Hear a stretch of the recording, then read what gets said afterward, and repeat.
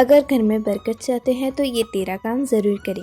जिन लोगों के घर में बरकत नहीं होती है, यानी आपके घर में माँ लक्ष्मी का वास नहीं होता है, कौन कौन सी गलतियों के कारण आपके घर में बरकत नहीं होती है, क्या करने से आपके घर में बरकत होने लगेगी, इसके लिए इस वीडियो को पूरा देखिएगा। ये सब जानकारी वीडियो में बताए गए की ज़रूरी बातें हैं। आओ हम जानते हैं कि बरकत बनी रहने के लिए कौन से 13 अचूक उपाय हैं, जिनको करने से आपके घर में आपकी जेब की बरकत बनी रहे, माँ लक्ष्मी और अन्नपूर्णा माता की कृपा भरपूर रहे। पहला उपाय है दान करना। प्रकृति का यह नियम है कि आप जितना देते हैं वह उसे दुगना करके लौटा देती है। यदि आप धन या अन्न को पकड़ कर रखेंगे तो वो उतना ज़्यादा छूटता जाएगा और कमी बढ़ने लगेगी। दान में सबसे बड़ा दान है अन्नदान। निम्नलिखित उपाय करने से घर में अन्न के भंडार भरे रहते हैं। गाय, कुत्ते, कौवे, चींटी और पक्षी के हिस्से का भोजन निकालना बहुत ज़्यादा ज़रूरी है। हिंदू धर्म के अनुसार सबसे पहले गाय की रोटी बनाई जाती है और अंत में कुत्ते की। इस तरह सभी का हिस्सा रहता है। इस तरह के दान को पंचयज्ञ में से एक वैश्व दिव्यज्ञ भी कहा जाता है। 5 यज्ञ इस प्रकार के हैं: ब्रह्मा यज्ञ, देव यज्ञ, पितृयज्ञ, विश्वेदेव यज्ञ, अतिथि यज्ञ। दूसरा उपाय है अग्निहोत्र कर्म करें। हिंदू धर्म में बताए गए मात्र 5 तरह के यज्ञों में से एक ही देव यज्ञ, जिसे अग्निहोत्र कर्म भी कहते हैं।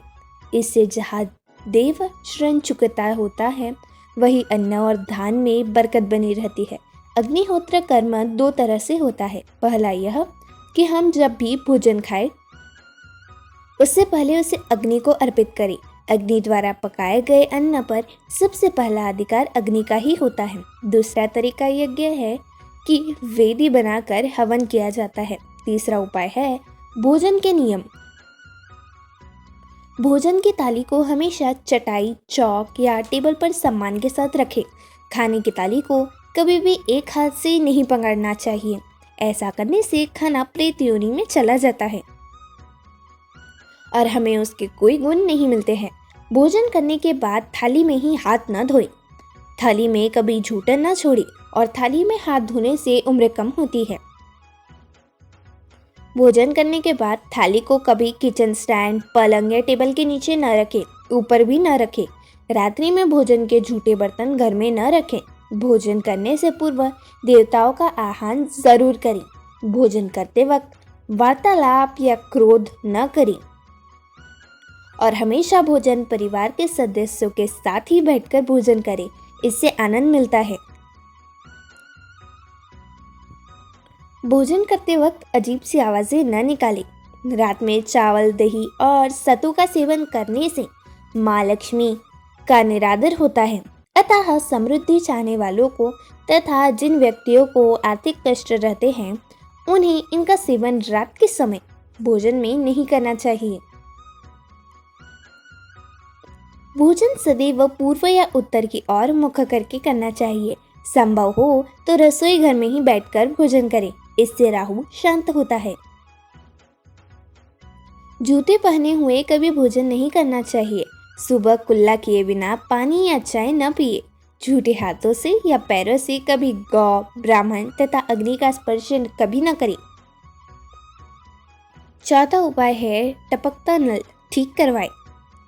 नल से पानी का टपकना आर्थिक स्थिति का संकेत है। टपकते नल को जल्द से जल्द ठीक करवाएं। घर में किसी भी बर्तन से पानी रिस रहा हो तो उसे भी ठीक करवाएं। छत पर रखी पानी की टंकी से पानी बहता हो तो उसे भी ठीक करवाएं। 5वां उपाय है क्रोध कलह से बचे। घर में क्रोध, कलह और रोना धोना आर्थिक समृद्धि व ऐश्वर्य का नाश कर देता है। इसलिए घर में कलह, कलेश पैदा न होने दे और ना ही आपस में झगड़े होने दे। आपस में हमेशा प्रेम और प्यार बनाए रखने के लिए एक दूसरे की भावनाओं को समझे और परिवार के लोगों को सुनने और समझने की क्षमता बढ़ाए।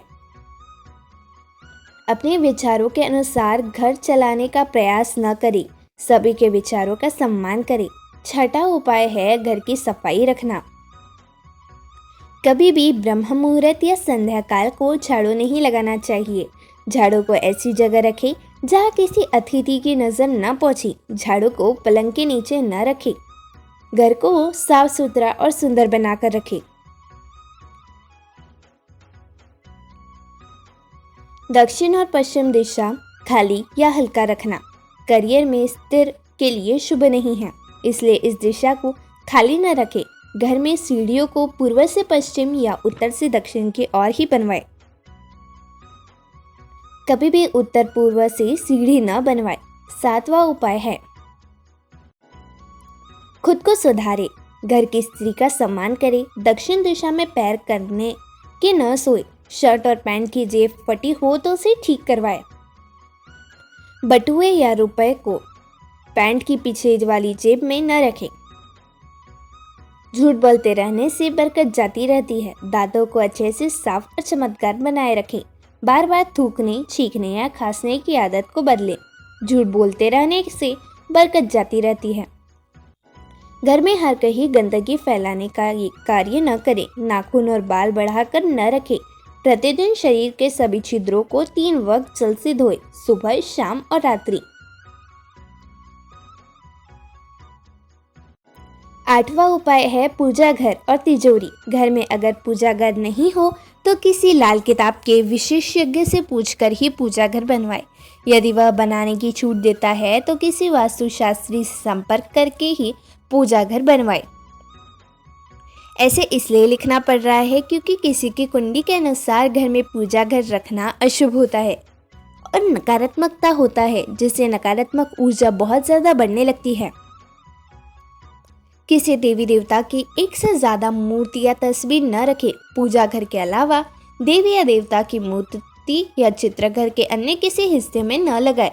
किसी भी देवता की 2 तस्वीरें ऐसे न लगाए कि उनका मुंह आमने सामने हो। देवी देवताओं की तस्वीरें कभी नक्षत्र कोण में न लगाए, इससे नकारात्मकता बढ़ती है, वरना कोर्ट कचहरी के मामलों में भी फंसना पड़ सकता है की पूरी आशंका रहती है। तिजोरी में हल्दी की कुछ गांठ एक पीले वस्त्र में बांधकर रखें। साथ में कुछ कौड़ियां और चांदी, तांबे आदि के सिक्के भी रखें। कुछ चावल पीले करके तिजोरी में रखें। 9वां उपाय है संधि काल में मौन रखें।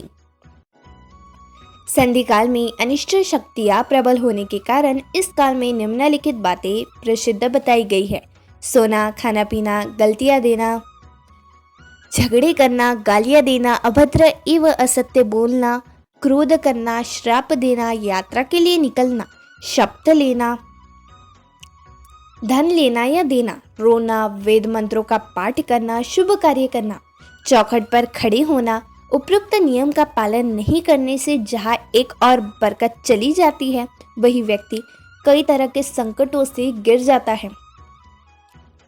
10वां उपाय है जहाँ मदिरा सेवन, स्त्री अपमान, तामसिक भोजन और अंत्यकिक कृत्यों को महत्व दिया जाता है, उनका धन दवाखाने, जेल खाने और पागल खाने में ही खर्च होता रहता है। यदि आप अपार धन की इच्छा रखते हैं तो सबसे पहले हनुमान जी से अपने पापों की क्षमा मांगकर प्रतिदिन हनुमान चालीसा पढ़ते हुए 5 मंगलवार बड़ के पत्ते पर आटे का दिया जलाकर उनके मंदिर में रख कर आए।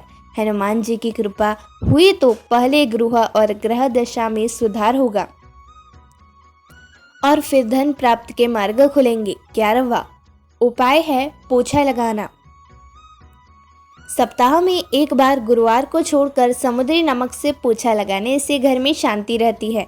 घर की सारी नकारात्मक ऊर्जा समाप्त होकर घर में झगड़े भी नहीं होते तथा लक्ष्मी का वास स्थायी रहता है। 12वां उपाय है पीपल की पूजा। पीपल में देवी देवताओं का वास होता है। पीपल को सिर्फ शनिवार को ही छूना चाहिए। शनिवार को पीपल के वृक्ष में काले तिल, कच्चा दूध, गंगाजल, शहद, गुड़ को स्टील या चांदी के बर्तन में डालकर अर्पित करें व सरसों के तेल का दीपक प्रज्वलित करें। बस यह कार्य प्रत्येक शनिवार को करते जाएंगे तो धीरे धीरे दुर्भाग्य दूर होगा। पीपल के वृक्ष की जड़ में तेल का दीपक जला दे, फिर आपस में घर आ जाए और पीछे मुड़कर न देखे। इससे आपको धन लाभ के साथ ही हर बिगड़ा काम बन जाएगा। 13वां उपाय है माँ बेटी और पत्नी का जरूर सम्मान करें। पत्नी और बेटी लक्ष्मी का रूप होती है, भूलकर भी इन्हें दुत्कार न कोसे तथा न ही कोई अशुभ वचन कहे। माँ को साक्षात देवी पार्वती माना गया है।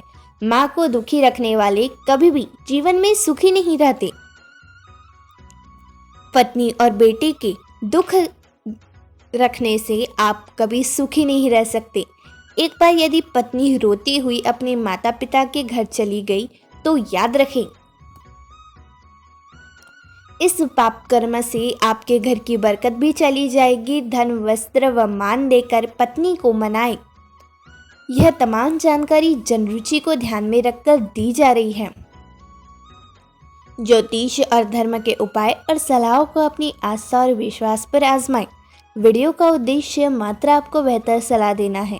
इस संदर्भ में हम किसी प्रकार का कोई दावा नहीं करते हैं।